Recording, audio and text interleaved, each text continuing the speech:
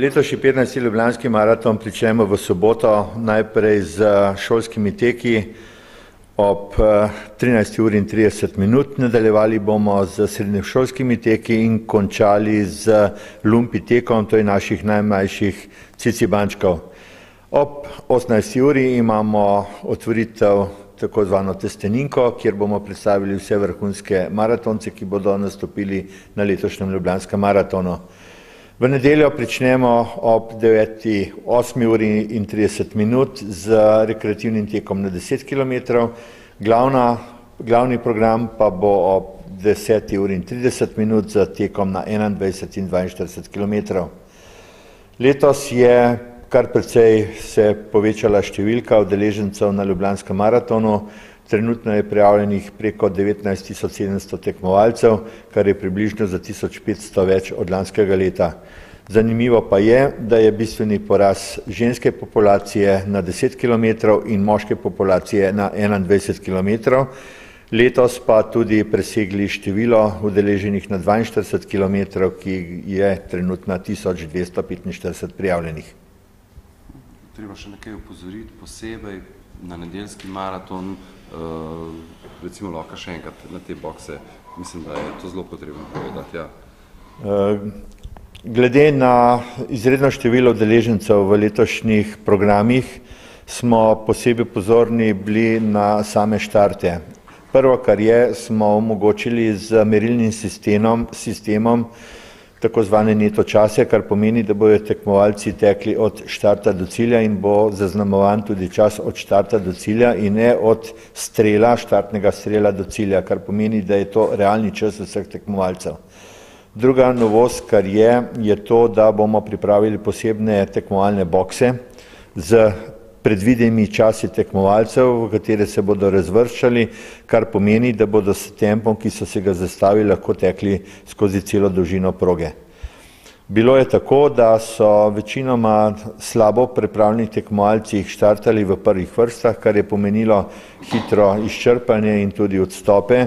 Zato je to posebno pomembno za tiste, ki se prvič vključujejo v te programe, da upoštevajo čase, ki jih predvidevajo na teh dolžinah in se potem tudi uvrščajo v te bokse. Teh boksov je 6, označeni so s posebnimi tablami, kjer so napisani tako časi za 21 kot 42 km in seveda potem označeni tudi z različnimi barvami in pravilno bi bilo, da upoštevajo ta naša navodila. V 10-kilometrskem tegu teh boksov ne bo. Tukaj gre predvsem za udeležbo na maratonu oziroma tem teku. Tukaj ni pomemben čas, važno je, da pretečejo tekmovalci, zato tudi ni tekmovalnega značaja tako kot za veliki in mali maraton in pričakujemo, da se bojo vsi udeleženci tega tudi držali. Ob jubileju boste podelili tudi kar nekaj priznanj tistim, ki se bodo tega maratona udeležili še 15 zapored oziroma so pretekli 14 ljubljanskih maratonov na različnih razdaljah. Ja, zanimivo je, da vsi te, ki so že 14krat bili na Ljubljanskem maratonu na enem izmed teh programov, te vsi isti so tudi letos na 15. Tako da vsi ves ta spisek, jih je kar 53, bojo dobili posebno priznanje za udeležbo na 15. Ljubljanskem maratonu, pravzaprav vseh 15 ljubljanskih maratonih, dobijo posebno statuo akademske kiparke Maje Zaplotnik, ki bo letos tekla tudi na 42 km. Polnoletni režim bo v tekmovalnih dnevih od sobote nedelje nekoliko spremenjen. Tako bo v soboto v ožjem središču popolna zapora prometa, prav tako pa v nedeljo med 8. uro in 16. uro. Vse spremembe in pa središče mesta je posebno zaznamovan, tako da ni problema, kar se tiče same lokacije preusmeritve prometa.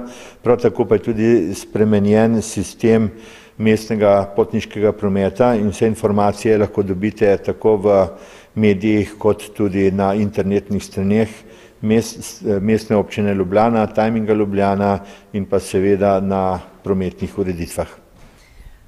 Prej je bilo govora tudi o tem, da Ljubljanski maraton dosega vedno boljše rezultate.